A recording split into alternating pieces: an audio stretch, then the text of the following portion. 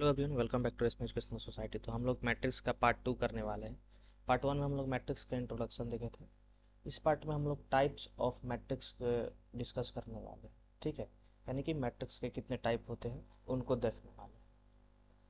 तो पिछले पार्ट में हम लोग इंट्रोडक्शन किए थे। एक चीज़ समझ लेते हैं आगे बढ़ने से पहले कि कोई हमारे पास एक मैट्रिक्स है। ठीक है, कोई भी एक मैट्रिक्स है हमारे पास, जैसे कि ये मैट्रिक्स ए है हमारे पास, और इसमें ये कुछ इसके अंदर में जो है उसको एलिमेंट बोलते हैं।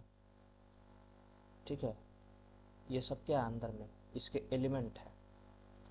तो ये हर एक जो मैट्रिक्स के अंदर में रेक्टेंगुलर फॉर्म में जो अरेंज्ड है या स्क्वायर फॉर्म में, वो क्या है, हर एक एलिमेंट है। ठीक है, तो यदि हमसे कोई पूछे कि किसी मैट्रिक्स, अच्छा ये कितने ऑर्डर का है, तो इसमें देखेंगे कितना रो है, 3 रो है और 3 कॉलम है, तो ये 3 बाई 3 का मैट्रिक्स हो गया। तो अब हमसे पूछे कि इस मैट्रिक्स में कितने एलिमेंट है, हमसे कोई पूछ दे कि इस मैट्रिक्स में कितने एलिमेंट हैं, तो एलिमेंट फाइंड करने के लिए हम लोग क्या करते हैं, रो इनटू कॉलम करते हैं। तो हमें पता चल जाता है कि इतने एलिमेंट, यानी कि 3 × 3 दैट इज इक्वल टू 9। तो टोटल कितने एलिमेंट है, 9 एलिमेंट है। जब कभी भी एलिमेंट हमें चाहिए होता है तो रो में कितने एलिमेंट है, कॉलम में कितने एलिमेंट है, यानी कितना रो और कितना कॉलम है, बस उसे मल्टीप्लाई कर दो, उससे हमें पता चल जाता है। अब देखो तुम काउंट कर दो तो कितना है, 1 2 3 4 5 6 7 8 9, 9 एलिमेंट हो गया। तो इस तरीके से नंबर ऑफ एलिमेंट यदि फाइंड करना हो तो हम करेंगे। चलो तो स्टार्ट करते हैं अपने टाइप्स ऑफ मैट्रिक्स को, कि मैट्रिक्स कितने टाइप के होते हैं। फर्स्ट जो हम स्टार्ट करने जा रहे हैं वो है कॉलम मैट्रिक्स। कॉलम मैट्रिक्स क्या होता है कि matrix is said to be a column matrix if it has only one column. वैसा मैट्रिक्स जिसके पास सिर्फ और सिर्फ एक कॉलम हो। रो से नहीं मतलब है, रो कितना भी हो सकता है, रो कितना भी हो सकता है। जैसे एग्जांपल से समझो कि हमारे पास कोई एक मैट्रिक्स है ए, और इसमें कॉलम कितना होना चाहिए। कॉलम क्या होता है किसी मैट्रिक्स में, ऊपर से नीचे वाला ये वाला। रो क्या होता है, ये वाला, ये रो होता है और ये कॉलम होता है। तो ये वाला जो कॉलम है वो एक होना चाहिए। ठीक, वो वाला क्या होना चाहिए, हमें एक होना चाहिए हमारे पास। ठीक है, तो हम क्या करेंगे, -1 2 1/2 हो गया। ये क्या हो गया, एक कॉलम मैट्रिक्स का। क्यों कॉलम मैट्रिक्स हुआ, क्योंकि इसमें एक ही कॉलम है, इसमें क्या है, एक ही कॉलम है। लेकिन रो कितने हैं इसमें, रो 3 है। रो कितना है, 3 रो है। एक रो ये हो गया, दूसरा रो ये हो गया और तीसरा रो ये हो गया। लेकिन कॉलम इसमें कितना है, एक ही कॉलम। तो बात क्लियर है। तो इस तरह ये हमारा क्या हो गया, कॉलम मैट्रिक्स हो गया। ये हमारा क्या हो गया, तो कॉलम मैट्रिक्स हमेशा इस फॉर्म में होगा। जैसे कि यहाँ 3 रो है तो 3 × 1, यानी ये किसको डिनोट कर रहा है, रो को, और ये किसको डिनोट कर रहा है, कॉलम को। तो कॉलम वाला क्या होगा, हमेशा 3 3/1 का मैट्रिक्स है तो हमेशा कॉलम वाला क्या होगा, 1 होगा। यानी कि इन जनरल यदि हम लिखना चाहें, इन जनरल जो मैट्रिक्स कॉलम मैट्रिक्स होगा, मान लेते हैं ए है, वो A i j यानी कुछ आई और जे का कुछ वैल्यू होगा, उसके लिए इसका m×1 यानी m/1 ऑर्डर होगा। इन जनरल यदि कॉलम मैट्रिक्स को हमें डिनोट करना हो, शो करना हो, तो जनरल में हम कॉलम मैट्रिक्स को ना कुछ इस तरीके से शो करते हैं। जनरली हम कॉलम मैट्रिक्स को इस तरीके से शो करेंगे। सही है। नेक्स्ट आता है हमारे पास रो मैट्रिक्स, जिसमें कि एक ही रो हो, जिसमें ओनली 1 रो होना चाहिए, सिर्फ और सिर्फ रो। जैसे कि पीछे में हम कॉलम सिर्फ होना चाहिए था कॉलम मैट्रिक्स में, तो इसमें सिर्फ और सिर्फ एक रो होना चाहिए, कॉलम कितना भी हो सकता है। ठीक, जैसे एग्जाम्पल से इसे भी समझते हैं। हमारे पास कोई एक मैट्रिक्स है बी नाम का, जिसमें कि कॉलम कितना होगा, कुछ कितना भी, एनी नंबर ऑफ कॉलम हो सकता है। यहाँ पे any number of column, column के ऊपर कंडीशन नहीं दिया तो उसको क्यों हम लिमिट के अंदर रखेंगे, कुछ भी हो सकता है, कॉलम कितना नंबर भी हो सकता है, लेकिन रो हमेशा एक होना चाहिए।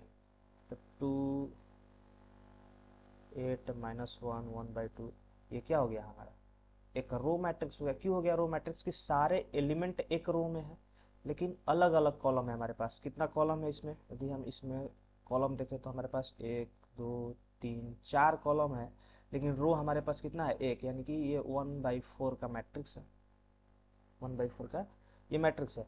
अब इसको जनरल फॉर्म में हम लिखने की कोशिश करें तो इन जनरल हमारे पास कोई मैट्रिक्स बी है जो कि एक रो मैट्रिक्स है, और ये एलिमेंट है उसके अंदर का आई और जे का वैल्यू चेंज करेंगे, ये हमेशा 1 क्रॉस n का होगा, 1/n टाइप का होगा। इस तरीके से इसको हम हमेशा शो करेंगे, क्योंकि ये रो को, फर्स्ट वाला रो को शो करता है, तो रो हमेशा तो रो में एक ही होगा, एक ही रो होगा, दैट्स वाई इस तरीके से हो गया हमारा रो मैट्रिक्स।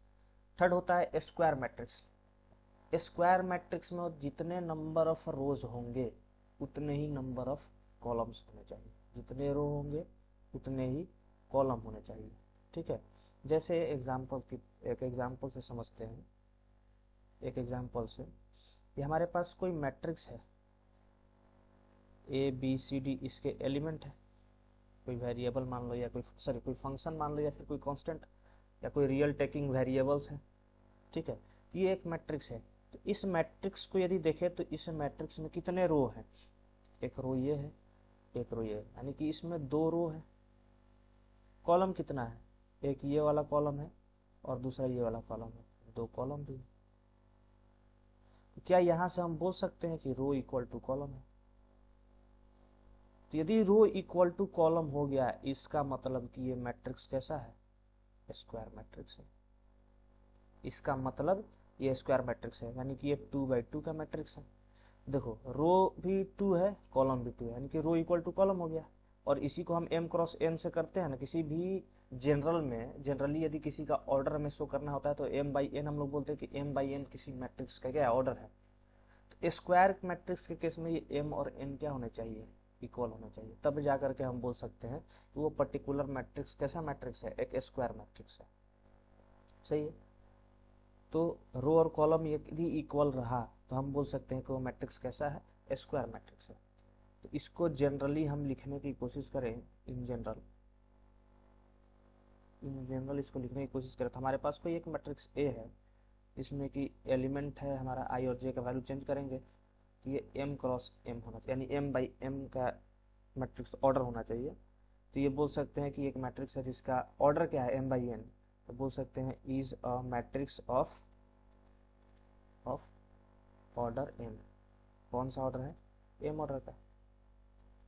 यानी कि यदि दोनों वैल्यू सेम हो तो हम एक पर्टिकुलर बोल सकते हैं, जैसे कि यदि कोई हमारे पास जैसे पीछे वाला है तो हम क्या बोलेंगे इसमें कि एक मैट्रिक्स है B हमारे पास जिसका ऑर्डर 1/4 है। यही यहाँ पे दोनों सेम है, रो और कॉलम, तो इसलिए हम m/m नहीं बोलेंगे, हम डायरेक्टली बोल सकते हैं कि हमारे पास एक मैट्रिक्स है जिसका ऑर्डर क्या है, m है। सही है यहाँ पे। चलिए, तो इसके बाद अब एक छोटा सा टर्म समझते हैं, डायगोनल। एक छोटा सा डायगोनल समझते हैं, उसके बाद हम आगे बढ़ेंगे डायगोनल मैट्रिक्स की तरफ। सही है, डायगोनल्स क्या है इसके तरफ चलते हैं। देखो मैट्रिक्स में जैसे हमारे पास कोई एक मैट्रिक्स है ए नाम का, हम ABCDEFGHI, ये हमारे पास एक मैट्रिक्स है। कैसा मैट्रिक्स है ये, स्क्वायर मैट्रिक्स। कैसा मैट्रिक्स है ये हमारे पास, स्क्वायर मैट्रिक्स है। तो देखो डायगोनल की जब कभी भी बात आएगी, डायगोनल की जब कभी भी बात आएगी, हम किसके ऊपर बात करेंगे, स्क्वायर मैट्रिक्स के ऊपर। इसके ऊपर बात करेंगे, स्क्वायर मैट्रिक्स के ऊपर। जब कभी भी डायगोनल्स की बात आए हमारे सामने तो हम हमेशा स्क्वायर मैट्रिक्स के ऊपर बात करेंगे, ठीक। बिना स्क्वायर मैट्रिक्स का डायगोनल के ऊपर बात करना पॉसिबल नहीं है हमारे लिए अभी, ठीक। बिना स्क्वायर मैट्रिक्स के डायगोनल के ऊपर बात करना हमारे लिए पॉसिबल नहीं है। तो हम जब कभी भी डायगोनल्स के ऊपर चर्चा करेंगे तो हम स्क्वायर मैट्रिक्स को सामने लेकर के आएंगे। तो ये हम एक ए ले लिए हैं जो स्क्वायर मैट्रिक्स है। इसमें यदि हमसे कोई पूछे कि डायगोनल्स क्या होता है, तो इसमें देखो 3 रो, यानी कि ये कैसा 3/3 का हमारा एक मैट्रिक्स है ये। इसमें जो भी एलिमेंट ये लाई कर रहा है, ये इस पे जो भी एलिमेंट लाई कर रहा है,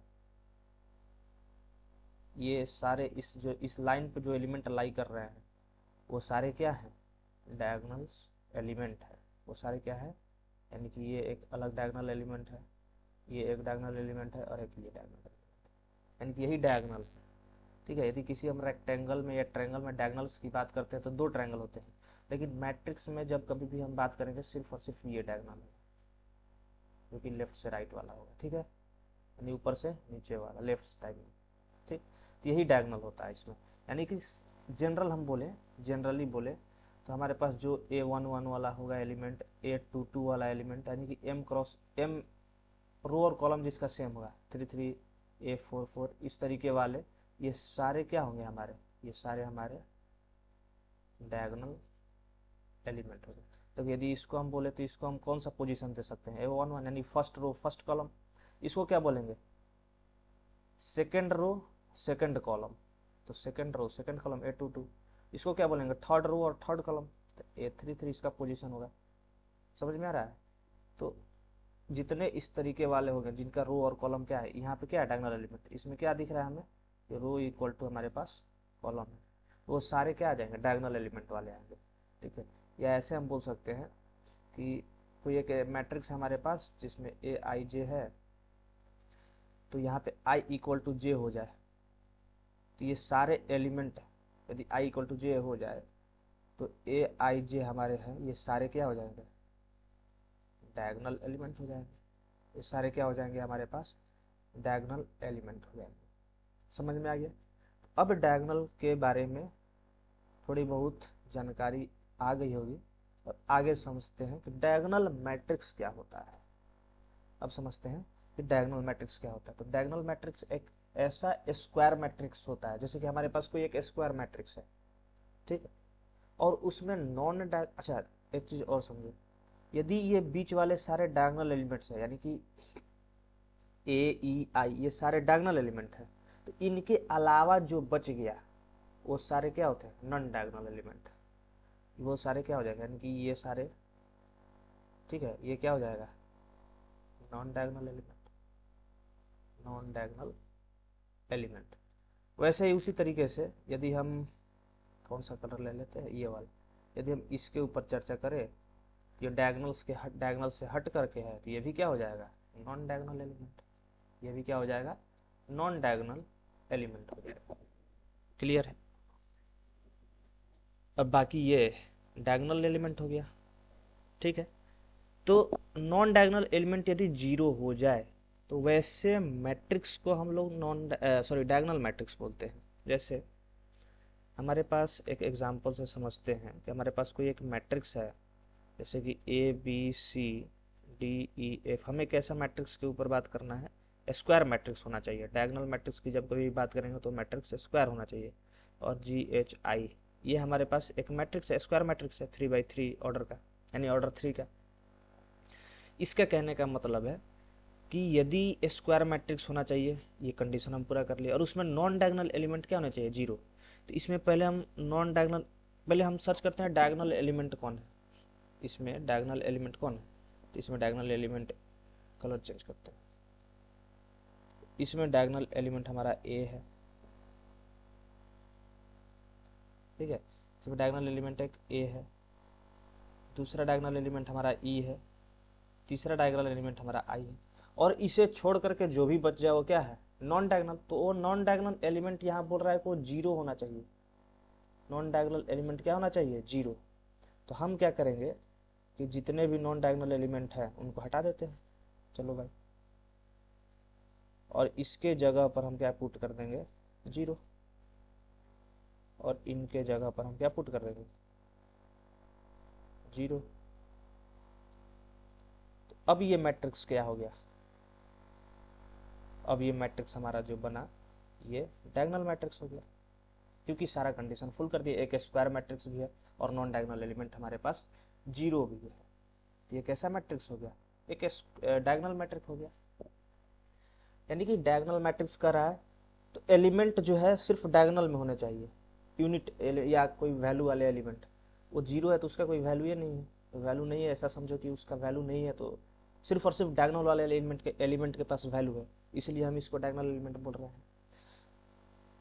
यहाँ पे ये नहीं कि सिर्फ यही है, हम एक कोई मैट्रिक्स लेते हैं 4, ये भी हमारा एक डायगोनल मैट्रिक्स है, ये भी हमारा क्या है डायगोनल मैट्रिक्स है।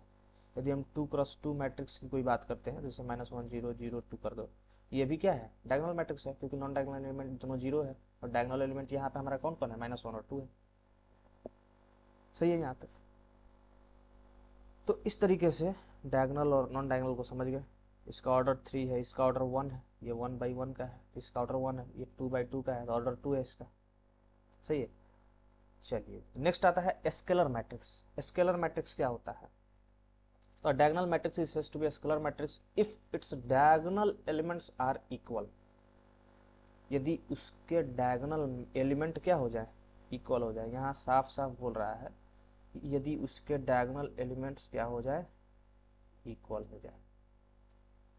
डायगोनल एलिमेंट्स इक्वल हो जाएगा तो क्या हो जाएगा? स्केलर। तो इसमें मेरे को नहीं लगता है कि ज़्यादा कुछ करना पड़ेगा, हमें तो पहले से यह पता है कि डायगोनल एलिमेंट्स क्या होते हैं, इतना तो पता है। तो कोई एक डायगोनल एलिमेंट को लेते हैं, जैसे 1 2 3, सॉरी डायगोनल एलिमेंट में ये 0 होंगे, नॉन डायगोनल वाले 0 0 0 2 0 0 0 3, ये क्या ले लिए हम? Diagonal element. ये क्या, सॉरी डायगोनल मैट्रिक्स है 3/3 ऑर्डर का।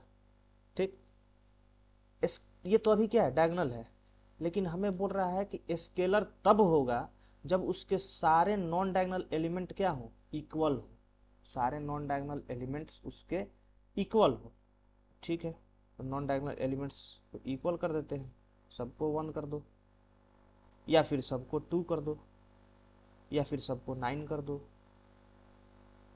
या फिर सबको 20 कर दो, कुछ भी कर सकते हो। अब समझ में आ गया स्केलर मैट्रिक्स क्या होता है? जब सारे डायगोनल एलिमेंट इक्वल हो जाए, वैसा डायगोनल मैट्रिक्स जिसके डायगोनल एलिमेंट क्या हो? इक्वल हो। मतलब समझ में आ गया। तो ऑर्डर इसका क्या है? 3 है।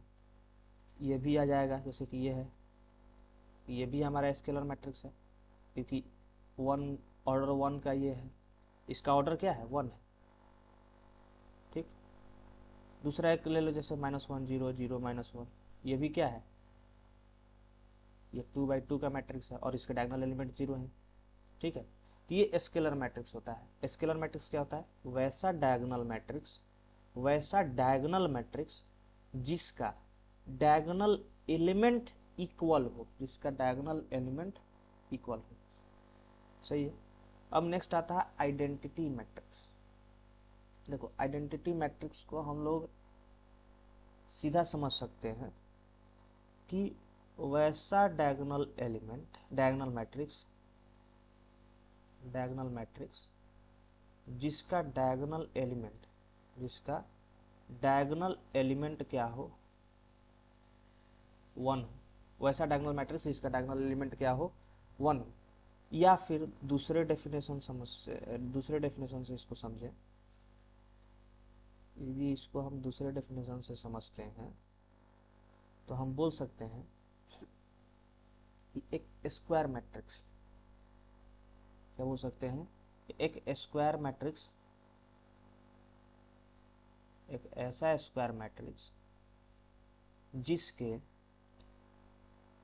नॉन डायगोनल एलिमेंट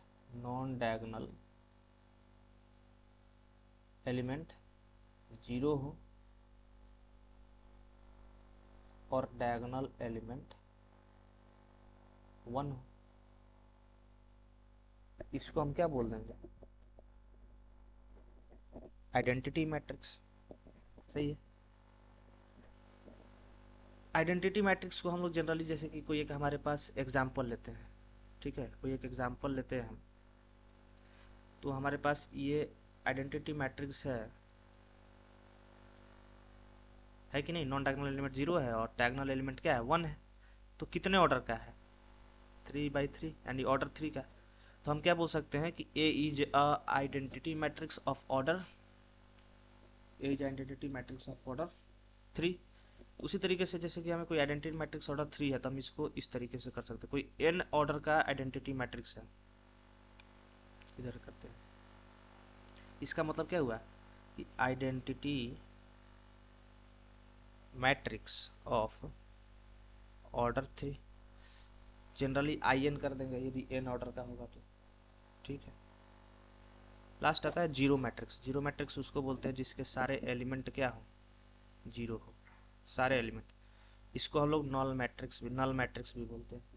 जैसे एग्जांपल,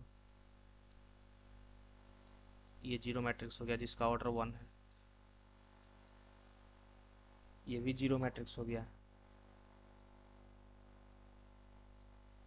ये भी जीरो मैट्रिक्स हो गया, ये भी जीरो मैट्रिक्स हो गया। ठीक है, ये सारे क्या हो जाएंगे, ये सारे जीरो मैट्रिक्स हो जाएंगे। तो क्लियर है यहाँ तक। बाकी इसका ऑर्डर 1 हो जाएगा, इसका ऑर्डर क्या हो जाएगा 2, इसका ऑर्डर हो जाएगा 2/3, इसका ऑर्डर हो जाएगा, कितने रो है, एक रो है, 2 कॉलम है, 1/2, इसका रो कितना है 2, 2/2 का, इसका 1/1, यानी ऑर्डर 1 हो गया, इसका 2, इसका। तो इस तरीके से हम लोग यहाँ पे टाइप्स ऑफ मैट्रिक्स खत्म कर दिए। नेक्स्ट देख लेते हैं इसमें इक्वालिटी ऑफ मैट्रिक्स। तो equality of matrix I think we saw it in the next part. Okay, we stop here, and we limited this video to the only types of matrix.